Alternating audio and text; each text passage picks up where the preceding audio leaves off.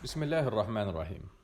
Qardaşımız belə bir sual verir ki, zəkatın nisabı qızılla hesablanır, yoxsa gümüşlə?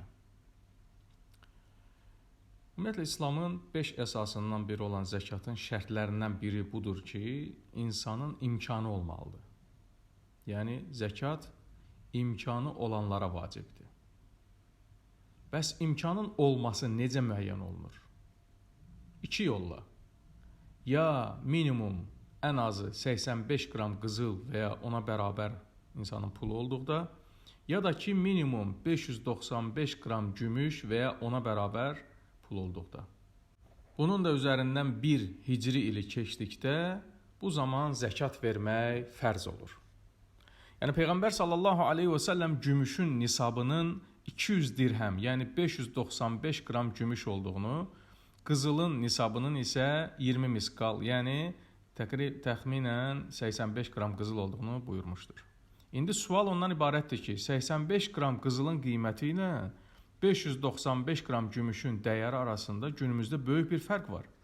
Çünki gümüşün qiyməti olduqca ucuzdur hal-hazırda. Məsələn, 85 qram qızıl 10.000 manatdırsa, 595 qram gümüş 1000 manatdır. İndi nisabı zəkat vermək üçün hansı ilə götürmək lazımdır? Qızılla yoxsa gümüşlə? Peyğəmbər sallallahu aleyhi və səlləmin zamanında belə bir problem yox idi. Çünki pul vahidləri ya qızıldan dinar idi, ya da ki gümüşdən dirhəm.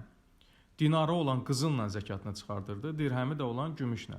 Müasir dövrümüzdə isə pul vahidləri kimi qiymətli kağızlardan istifadə olunur. İndi qızılla ölçülməli nisab yoxsa gümüşlə? Alimlər ixtilaf ediblər bu məsələdə. Bəziləri qızılın əsas götürülməli olduğunu bildiriblər, digərləri isə gümüşün.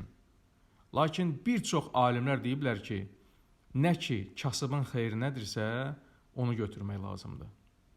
Bu, daha məqsədə uyğundur. Yəni, bu məsələdə kasıbın xeyrinə olan nədir? Təbii ki, gümüş.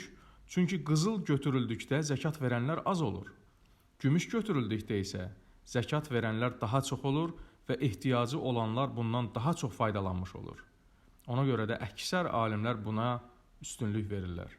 Daha doğrusunu Allah bilir.